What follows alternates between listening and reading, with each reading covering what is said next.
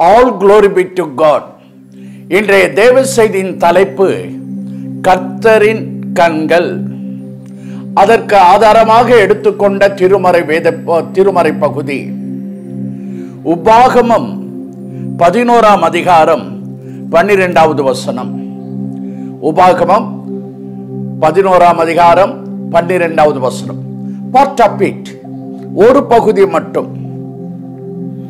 பக்தனாகிய மோசே தேவன் தனக்கு தந்த வார்த்தையை அங்கு இருக்கிற எல்லா இஸ்ரவேல் ஜனங்களுக்கும் சொல்லுகிறார். என்ன சொல்லுகிறார்? உன் தேவனாகிய கர்த்தரின் கண்கள் வருஷத்தின் துவக்கம் முதல் வருஷத்தின் முடிவு வரை எப்பொழுதும் அதன் மேல் வைக்கப்பட்டிருக்கும். அதாவது நாம் சுதந்திரிக்க போகிற கானானின் மீது வைக்கப்பட்டிருக்கும். பிரியமானவர்களே, இன்றைக்கு பரிசுத்த ஆவியானவர் உங்களை பார்த்து சொல்லுகிறார், மகனே மகளே, என் கண்கள் 2018ஆம் ஆண்டு வருஷத்தின் துவக்கம் முதல் வருஷத்தின் முடிவு வரை உங்கள் மேல் வைக்கப்பட்டிருக்கும். எதின் மீது வைக்கப்பட்டிருக்கும்? கானானின் மீது. எனக்கு அன்பானவர்களே, நீங்களும் நானும் தான் கானானுக்குரியவர்கள், ஆவிக்குரிய கானான். உங்கள் ஒவ்வொருவர் மீதும் தேவனுடைய கண்கள் பதிக்கப்பட்டிருக்கிறது. எனக்கு அன்பானவர்களே, அபிஷேகம் பெற்ற நாம் அனைவரும் கானான் என்று அழைக்கப்படுகிறோம். நீங்களும் நானும் தேவனாகிய அவருடைய சொந்த ஜனங்கள். நாம் அவருடைய சொந்த ஜனங்கள். எனவே அவருடைய சொந்த ஜனங்கள் ஒவ்வொருவரும் கானானாக இருக்கிறார்கள். கானானாகிய நம் மீது தேவாதி தேவனுடைய கண்கள் பதிக்கப்பட்டிருக்கிறது. இதை பார்க்கும்போது, இதை செய்தியை கேட்கும்போது நம் உள்ளத்தில் எவ்வளவு சந்தோஷம்! தேவனுக்கே மகிமை உண்டாகட்டும். நாம் பலமுறை சொல்லுகிறோம், அந்த மனுஷன் அந்த மனுஷி என்னை பார்த்தும் பார்க்காது போல போகிறான். ஆனால் நாம் ஆராதிக்கிற தேவன் நம் மீது தன் கண்களை பதித்து வைத்திருக்கிறார். பிரியமானவர்கள், திருமறை நீங்கள் வாசித்தால் 3 வகையான கண்களை குறித்து பார்க்கலாம்.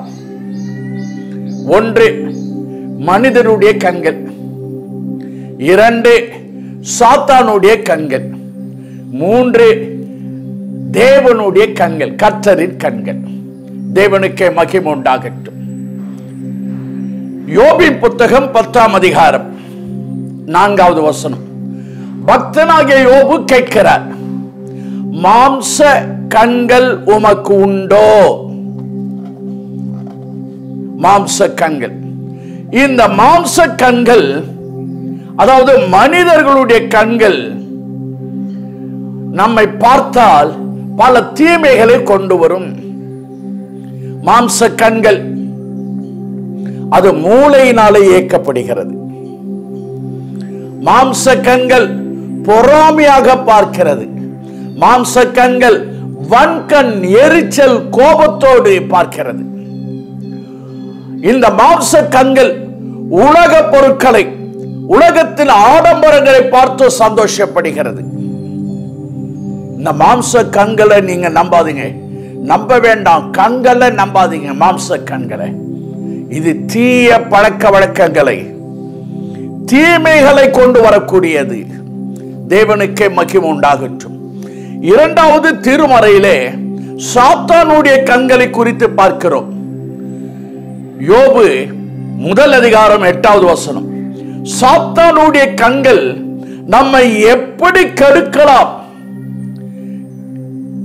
உங்களையும் என்னையும் எப்படி அழிக்கலாம், நம்முடைய எதிர்காலத்திலே எப்படி இருட்டாக மாற்றலாம் என்று சாத்தான் நம்மை அழிக்க, நாசப்படுத்த, நம்முடைய எதிர்காலத்தை இருளாக மாற்ற அவன் சுற்றி கொண்டே நம்மை பார்க்கிறான்.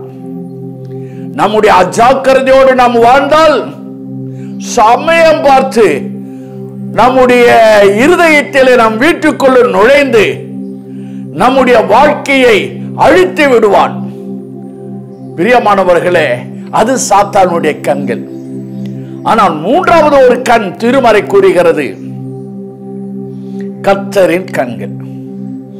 2 நாளாகமம் 16ஆம் அதிகாரம் 9வது வசனம் முதல் பகுதியை வாசித்து பாருங்கள். மாம்ச கண்களை பார்க்கலாம், சாத்தானுடைய பிசாசின் கண்களை பார்க்கலாம். கர்த்தரின் கண்கள் முற்றிலும் வித்தியாசமானது. எப்படி பாஸ்டர் சொல்றீங்க? ஆண்டவருடைய கண்கள் மிகவும் அழகான கண்கள். ஆண்டவருடைய கண்கள் நதியோரம் தங்கும் புறாவின் கண்களை போன்றது. அவருடைய கண்கள் உள்ளும் புறமும் ஊடுருவி பார்க்கும் கண்கள். அதாவது உள்ளான மனுஷனையும் மனிதனுடைய எண்ணங்களையும் நினைவுகளையும் தோற்றங்களையும் ஆராய்ந்து அறிகிற கண்கள். அவருடைய கண்கள் மிகவும் மகிமையான கண்கள்.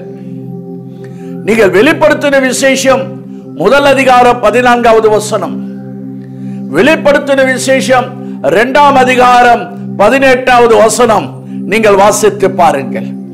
கர்த்தருடைய கண்கள் அக்கினி ஜுவாலை போன்று பிரகாசிக்கும். 1 சாமுவேல் 16ஆம் அதிகாரம் 7வது வசனத்தின்படி கர்த்தருடைய கண்கள் மனுஷன் பார்க்கிறபடி பார்ப்பதல்ல. யோபு கேட்கிறார், உன் கண்கள் மனுஷன் பார்ப்பது போல பார்ப்பனா? இல்லை இல்லை இல்லை இல்லை. கர்த்தருடைய கண்கள் இந்த நாட்களிலே இருக்கிற எம்ஆர்ஐ ஸ்கேனை காட்டிலும் மிகவும் பவர்ஃபுல் ஆனது. கர்த்தருடைய கண்கள் மிகவும் பவர்ஃபுல் ஆனது. எப்படி நான் சொல்றேன்? 139வது சங்கீதம் 12வது வசனம், 8வது வசனம், 9வது வசனம். இறைவா, உமக்கு மறைவாக எங்கே போவேன்? ஆண்டவரே, உம்முடைய கண்களுக்கு மறைவாக என்னை மறைத்துக் கொள்ள முடியாது. 100% மறைத்துக் கொள்ள முடியாது. நாம் நினைத்தாலே அவர் தூரத்திலிருந்து நன்றாக தெரிகிறதா?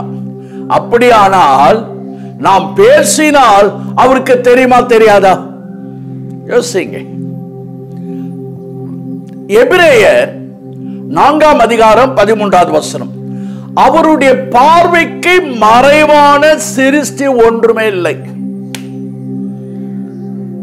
நீதிமொழிகள் 15ஆம் அதிகாரம் 3வது வசனம், கர்த்தரின் கண்கள் ஒரு சேட்டலைட் போல எல்லா இடத்திலிருந்து நம்மை பார்க்கிறது. சங்கீதம் 11ஆம் சங்கீதம் 4வது வசனம், தேவன் பரலோகத்திலே ஒரு சிங்காசனத்திலே அமர்ந்து கொண்டிருக்கிறார். அங்கே பரலோகத்தில் சிங்காசனத்தில் இருக்கார். அங்கிருந்து பூமியில் இருக்கும் மனுபுத்திரை பார்க்கிறாராம். எவ்வளவு டிஸ்டன்ஸில் இருந்து கொண்டு பார்க்கிறார். கர்த்தருடைய கண்கள் நம் மீது படும்போது அது அழிவுக்காக அல்ல, நமக்கு ஏராளமான நன்மைகளை தருகிறது. கர்த்தருடைய கண்கள் நம் ஒவ்வொருவரையும் பார்க்கும்போது ஏராளமான ஆசீர்வாதங்களை தருகிறது. மனித கண்களை போல் அல்ல, சாத்தானுடைய கண்களை போல் அல்ல. கர்த்தருடைய கண்கள் எப்பொழுதும் நமக்கு நன்மைகளை ஆசீர்வாதங்களை கொண்டு வருகிறது. நேரத்துக்கு ஏற்றாற் போல நான் பிரசங்கித்து முடிக்கிறேன். முதலாவது குறிப்பு 32ஆம் சங்கீதம் 8வது வசனம். சங்கீதம் 32:8, உன்மேல் என் கண்ணை வைத்து உனக்கு ஆலோசனை சொல்லுவேன், நான் உனக்கு போதித்து நீ நடக்க வேண்டிய வழியை உனக்கு காட்டுவேன். நம் வாழ்க்கையில திடீரென்று எதிர்பாராத விதமாக விவரிக்க முடியாத இக்கட்டுகள் வரலாம், போராட்டங்கள் வருகிறது. அப்பொழுது நாம் திகில் அடைகிறோம், நடுங்குகிறோம். என்ன செய்வது என்று நமக்கு புரியல. சிலர் சொல்லுவாங்க, கண்ணை கட்டி காட்டில் விட்டுட்ட மாதிரி இருந்தது பாஸ்டர். வேறு சிலர் சொல்லுவாங்க, அந்த பிரச்சனை வரும்போது, நெருக்கடி வரும்போது கையும் ஓடல காலும் ஓடல பாஸ்டர். சில சமயம் நாம் செல்லக்கூடிய பாதை முற்றிலும் அடைக்கப்பட்டிருக்கலாம். சில சமயம் நம்மை சுற்றிலும் காரிருள் சூழ்ந்திருப்பதை போல ரொம்ப டார்க்கா, ஒண்ணுமே பார்க்க முடியாத நிலைமையில இருட்டாக இருக்கலாம். இப்படிப்பட்ட சூழ்நிலையில நம்மால் ஒரு அடி கூட எடுத்து வைக்க முடியாமல், முன்னேற முடியாமல் அப்படியே நின்று கொண்டு திணறுவோம். என்ன செய்வது என்று குழப்பம் ஏற்படும். இப்படிப்பட்ட காலகட்டத்திலே கர்த்தருடைய கண்கள் நம்மை பார்க்கிறது. கர்த்தருடைய கண்கள் நம் மீது வைக்கப்பட்டிருக்கிறது. மறந்து விடாதீர்கள். ஏசாயா 30 அதிகாரம் 21வது வசனம். நமக்கு அவரே வழிகாட்டுகிறார். நமக்கு அவரே வழிகாட்டுகிறார். தேவனுக்கே மகிமை உண்டாகட்டும். நீங்கள் ஆதியாகமம் 12 அதிகாரம் 1 வசனம்.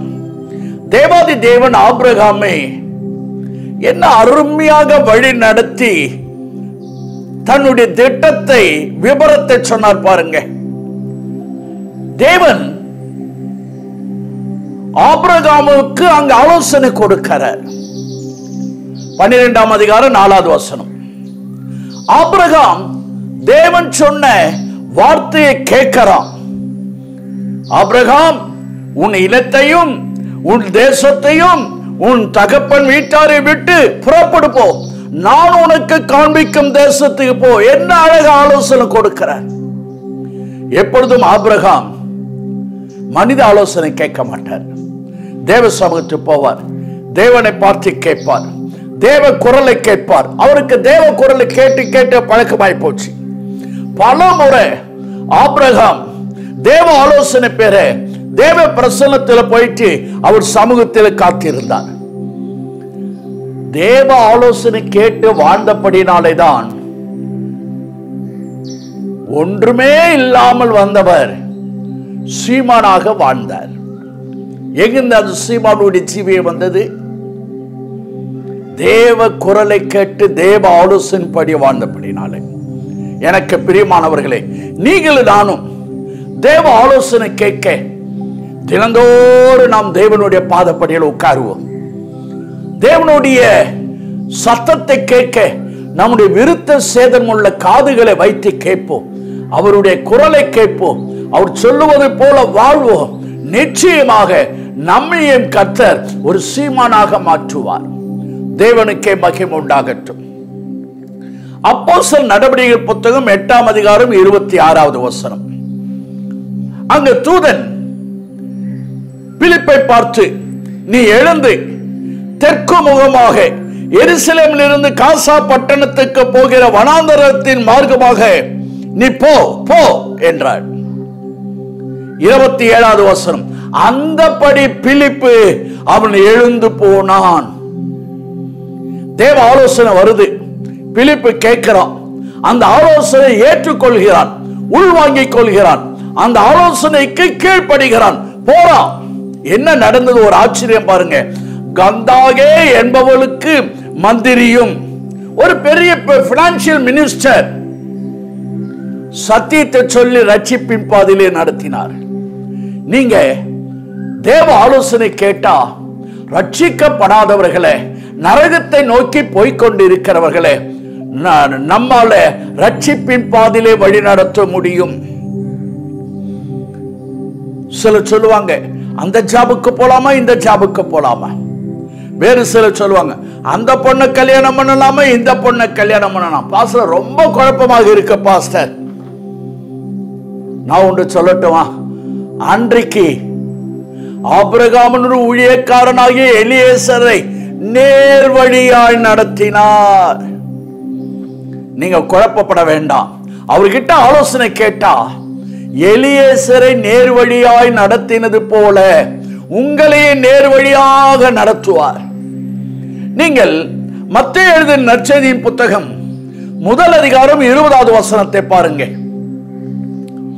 கன்னி மரியாளை திருமணம் செய்து கொள்ளக்கூடிய ஒரு யோசேப்பு, அவர் ஒரு நீதிமான். மேரேஜ் என்கேஜ்மெண்ட் முடிச்சிருக்கு. ஆனால் வேற ஒரு செய்தி இவனுக்கு வருகிறது. உறவினர்கள் திட்டுகிறார்கள், உற்றாரம் திட்டுகிறார்கள், அந்த பகுதியில் இருந்து எல்லாரும் திட்டுறாங்க. ரொம்ப குழப்பம், என்ன செய்வது என்று புரியல. இவர் ஒரு நீதிமானாக இருக்கிறபடினால வார்த்தைகளை அளந்து பேசணும். குழப்பத்தின் நடுவிலே ஒரு நாள் தூங்கிக் கொண்டிருக்கிறார். தேவனுடைய ஆலோசனை வருகிறது.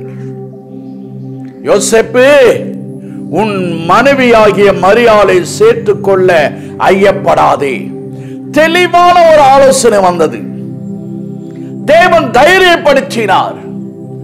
அன்றைக்கு நீதிமானாக யோசேப்பு குழம்பி போய் இருந்த நேரத்தில் தெளிவான ஆலோசனை கொடுத்து அவனை தைரியப்படுத்தினவர். உங்க பிசினஸ்ல, உங்க வாழ்க்கையில பரிசுத்த ஆவியானவர் மூலமாக உங்களுக்கு சரியான ஒரு ஆலோசனை கொடுத்து, சரியான ஒரு அடையாளத்தை கொடுத்து, சரியாக தன் சித்தத்தை உங்களுக்கு வெளிப்படுத்துவார். பிரியமானவர்களே, 2 சாமுவேல் 5ஆம் அதிகாரம் 23 25 வசனங்களை வாசித்து பாருங்கள். பக்தனாகிய தாவீது யுத்தத்திற்கு போகலாமா வேண்டாமா என்று ஒரு திகைப்பு. ஆண்டவர் சொன்னார், இப்ப போகாதே. அங்கு முசுக்கொட்டை செடியின் நுனியில் இருந்து ஒரு இரைச்சல் கேட்கும் போது அப்போது நீ புறப்பட்டு போ, வெற்றி நிச்சயம். தேவன் ஒரு ஆலோசனைப்படி செய்தான். தாவீது ஜெயத்தை பெற்றுக் கொண்டான். 1 சாமுவேல் 30ஆம் அதிகாரம் 8வது வசனம். இந்த அமலேக்கியர்கள் சிக்லாவுக்கு வந்து எல்லாவற்றையும் கொள்ளையடித்துக் கொண்டு போய் விட்டார்கள். அப்பொழுது கூட தேவனுடைய ஆலோசனை கேட்டான். நீ பின்தொடரலாம், இழந்தவைகளை நீ மீண்டும் பெற்றுக் கொள்வாய். பல முறை சவுல் தாவீதை துரத்துகிறான். சவுல் தாவீதை துரத்தும் போதுமெல்லாம் தேவன் தாவீதை தெளிவாக நடத்தினார். எனக்கு பிரியமானவர்களே, அதே போல உங்களையும் என்னையும் ஆண்டவர் தன் கண்ணை நம் மீது பதித்து அழகான ஒரு ஆலோசனை கொடுத்து ஸ்டெப் பை ஸ்டெப்பாக நம்மை வழி நடத்துவார். தேவனுக்கே மகிமை உண்டாகட்டும். கர்த்தருடைய கண்கள் நம் மீது இருக்கும்போது கிடைக்கிற 2வது ஆசீர்வாதம் அது என்ன? விண்ணப்பங்களை, ஜெபத்தை பார்க்கும் கண்கள். சாலமோன் தேவனுடைய ஆலயத்தை கட்டினான். ஜெபம் பண்றான், தேவரே இந்த ஆலயத்தில் உம்முடைய கண்கள் இருக்கணும். இந்த ஆலயத்திற்கு அநேகர் வந்து ஜெபிப்பாங்க. அந்த ஜெபத்தை நீங்க பார்க்கணும், கேட்கணும், பதிலை தரணும். ஐயோ, இந்த ஆலயத்தில் உன் கண்கள் இருப்பதாக, ஜெபத்திற்கு பதிலை தருவதாக சொல்லி ஜெபம் பண்றான். இதை ஆண்டவர் கேட்டார். 2 நாளாகமம் 7ஆம் அதிகாரம் 15வது வசனம். சாலமோனுக்கு ஆண்டவர் கொடுக்கும் ஒரு வாக்கு தத்தம். என்ன வாக்கு தத்தம்? இந்த ஸ்தலத்திலே செய்யப்படும் ஜெபத்திற்கு என் கண்கள் திறந்தவைகளாக இருக்கும். திறந்தவைகள். 2018ஆம் ஆண்டு வருஷத்தின் துவக்கம் முதல் வருஷத்தின் முடிவு வரும். உங்களுடைய ஜெபத்திற்கு பதில் தர ஆண்டவருடைய கண்கள் உங்கள் மீது பதிக்கப்பட்டிருக்கிறது. நீங்க தைரியமா வந்து இந்த ஆலயத்தில் நீங்க ஜெபிக்கலாம். அதுதான் அங்க எழுதி போட்டிருக்க இருக்குது. ஜெபத்திற்கு என் கண்கள் திறந்தவை. இந்த ஆலயத்தில் ஜெபம் பண்ணும்போது தேவனுக்கே மகிமை உண்டாகட்டும். நம் தேவன் ஜெபத்தை கேட்கிறவர் மட்டுமல்ல, ஜெபத்திற்கு பதிலை தருபவர். பிரியமானவர்களே, உங்க தேவைகள், உங்க சூழ்நிலைகள், உங்க பிரச்சனைகள் எதுவாக இருந்தாலும், நீங்கள் எதுக்காக ஜெபித்தாலும், எதற்காக வேண்டிக் கொண்டாலும், நிச்சயமாக நீ உங்களுடைய விண்ணப்பத்தை கேட்பார், பதில் தருவார். தேவனுக்கே மகிமை உண்டாகட்டும். 18ஆம் சங்கீதம் 6வது வசனம் தாவீது கூறுகிறார், எனக்கு உண்டான நெருக்கத்திலே கர்த்தரை நோக்கி கூப்பிட்டேன், கர்த்தரை நோக்கி அபயமிட்டேன். தமது ஆலயத்தில் இருந்து மனதிலே பதித்துக் கொள்ளுங்கள். நான் அபயமிட்டேன், கூப்பிட்டேன். தமது ஆலயத்தில் இருந்து என் சத்தத்தை கேட்டார். கர்த்தருக்கே மகிமை உண்டாகட்டும். அந்த தீர்க்கதரிசியாகிய யோனா, அவன் சரிதை படித்து பாருங்கள். யோனா 2ஆம் அதிகாரம் 1 வசனம், 4வது வசனம், 7வது வசனம். யோனா மீனின் வயிற்றில் இருந்து எருசலேம் தேவாலயத்தை நோக்கி ஜெபித்தான். பரிசுத்த ஆலயத்தில் இருந்து தேவன் ஜெபத்தை கேட்டார். ஏசாயா 37ஆம் அதிகாரம் 14வது வசனம். எசேக்கியா கர்த்தருடைய ஆலயத்திற்கு போய் சனகரிப் ராஜாவினுடைய பயமுறுத்துகிற ஒரு கடிதத்தை கர்த்தருக்கு முன்பதாக விரித்து வைக்கிறார். ஒரு த்ரெட்னிங் லெட்டர் வந்துச்சு. பயப்படுறோம். அரண்மனையை விட்டு அரண்மனையே நல்ல சொகுசான வாழ்க்கை, பாதுகாப்பு இருக்கிறது, அதெல்லாம் வேண்டாம் சொல்லிட்டு கர்த்தருடைய ஆலயத்து ஓடுறான். அங்க போய் லெட்டர் விரிச்சு வைக்கிறான். இப்போ அந்த எசேக்கியா எந்த வார்த்தை வைத்து ஜெபித்தான் தெரியுமா? அன்றைக்கு சாலமோனுக்கு தந்த வாக்கு தத்தத்தை தனக்கு சொந்தமாக்கி அதை கெட்டியா பிடித்து அவன் ஜெபித்தான்.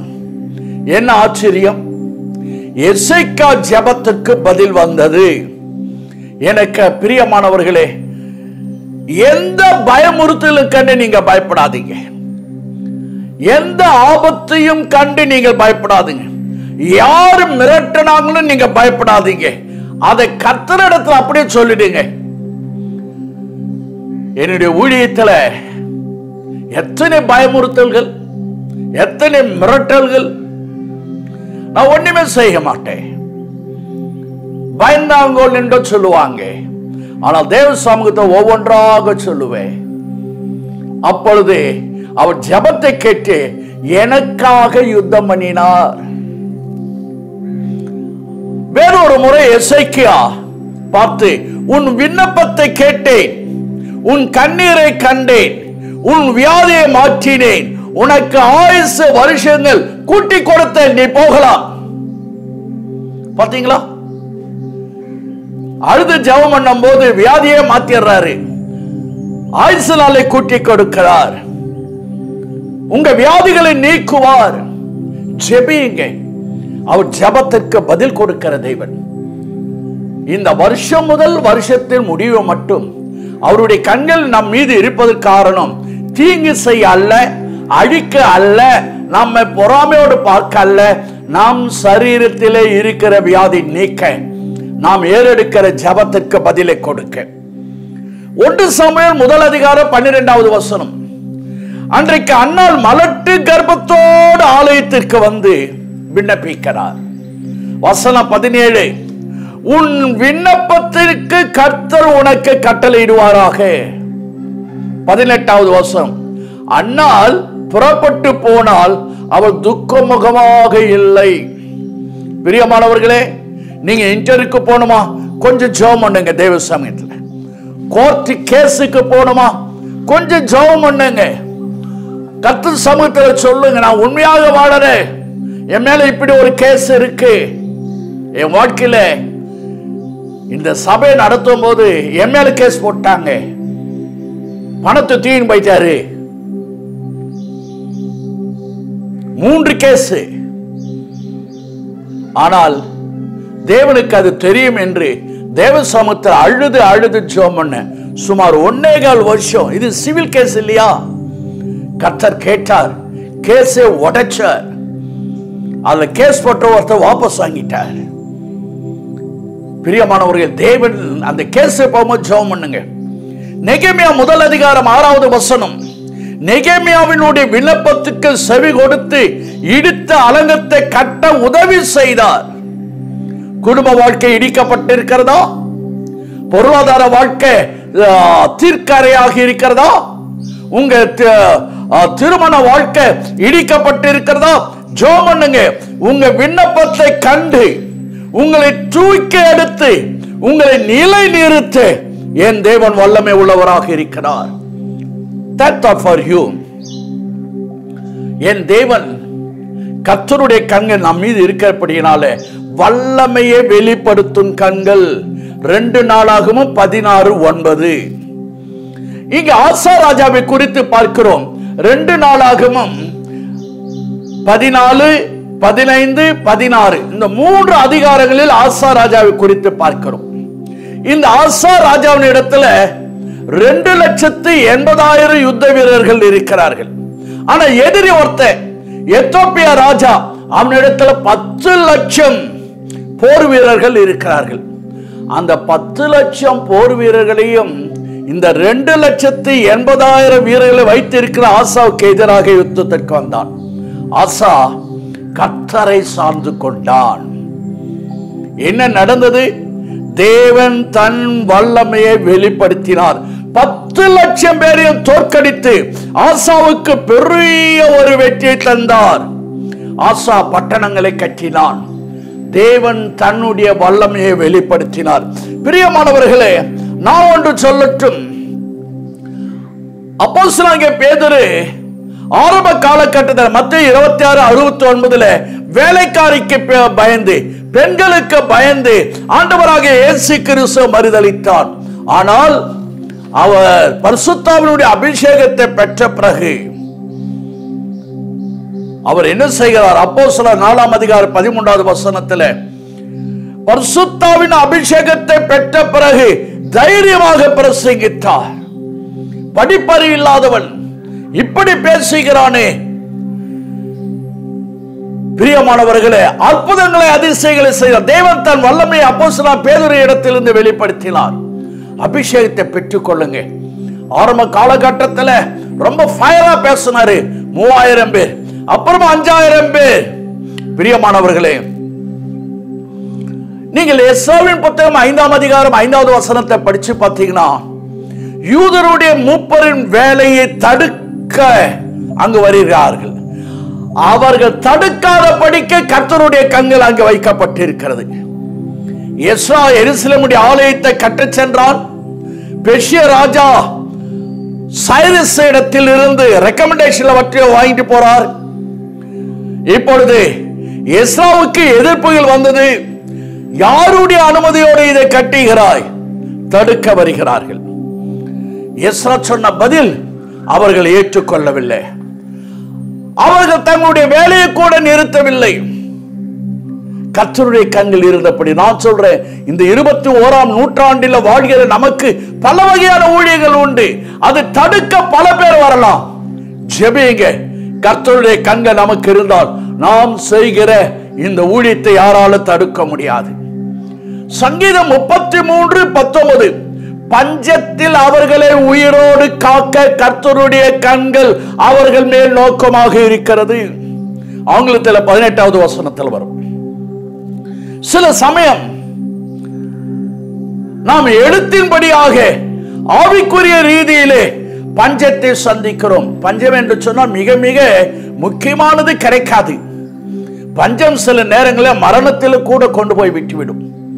அன்றைக்கு ஒரு தீர்க்கன் அந்த பஞ்ச காலத்தில் தன் காகத்தை அனுப்பி போஷித்தாரே, அந்த விதவை பஞ்சத்தில் சாக போறன்னு சொல்றா. கர்த்தருடைய வார்த்தையை கீழ்ப்படிந்தபடினால பஞ்சம் தீரு மட்டும் தேவ வார்த்தை கீழ்ப்படிந்த அந்த விதவை பஞ்ச காலம் முழுவதும் போஷிக்கப்பட்டார். எனக்கு பிரியமானவர்களே, இந்த 2018ஆம் ஆண்டு வருஷத்தின் துவக்கம் முதல் இந்த வருஷத்தின் முடிவு வரை உங்களையும் என்னையும் போஷிக்க கர்த்தர் வல்லமை உள்ளவராக இருக்கிறார். நம்முடைய பண பேங்க் பேலன்ஸை பார்த்தல்ல, கர்த்தருடைய கண்கள் நம்மீது பதித்து இருப்பதால் சொல்லணும், வாயினால் அறிக்கை எனக்கு எந்த விதமான குறையும் இல்லை, நான் பசியோடு பட்டினோடு இருக்க மாட்டேன்.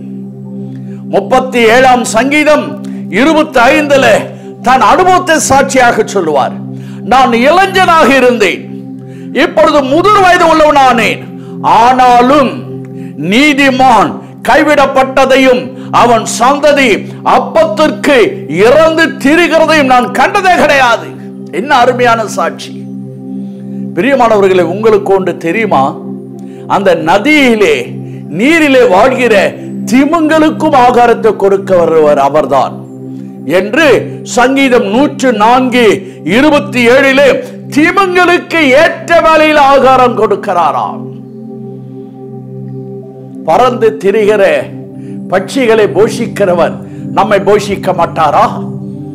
எத்தனை பேர் விசுவாசிக்கிறீங்க? அந்த பட்சிகளை போஷிக்கிறவர் என்னையும் போஷிப்பார், பஞ்ச காலத்திலும் என்னையும் போஷிப்பார். இந்த லாக்டவுன் வந்தது, சபையை தர முடியாச்சு. எப்படி ஊழியக்காரன் பிழைப்பது? சிந்திச்சீங்களா? யாரும் ஒருவரை விட்டு ஒருவர் போய் பார்க்க முடியாது. ஆனால் ஆண்டவர் சொல்லுகிறது, அன்றன்று உள்ள ஆகாரத்தை தருகிற தெய்வன் என்னை வெட்கப்படுத்த மாட்டார். என்னுடைய பேங்க்ல விட்டு போய் பாருங்க, பைசா இருக்காது, நகை நட்டு ஏதோ வீட்டில் இருக்காது, எதை சேமித்து வைக்கல. நான் பழைய காலத்து ஒரு பெண்டிகாஸ்ட் பாஸ்டர். ஆனால் இந்த கொரோனா காலத்தில் கூட கர்த்தர் எங்களை ஆச்சரியவிதமாக போஷித்தார், ஆச்சரியவிதமாக போஷித்தார். அது பெரிய பெரிய பெரிய சாட்சிகள் உண்டு. பிரியமானவர்களே, உங்கள் எல்லாருக்கும் நன்றாக தெரியும். எல்லாரும் எழுந்து நிற்போம். இந்த 2018ஆம் ஆண்டு வருஷத்தின் துவக்கம் முதல் வருஷத்தின் முடிவு மட்டும் அக்கினி ஜுவாலை உள்ள அந்த அழகான கண்கள், அந்த புறாவின் கண்கள், மகிமையான கண்கள் என் மீது பதிக்கப்பட்டிருக்கிறது. கர்த்தருடைய கண்களில் இருந்து எண்ணற்ற ஆசீர்வாதங்கள், எண்ணற்ற நன்மைகள் எனக்கு வந்து கொண்டே இருக்கிறது. 2 கரங்களை உயர்த்தி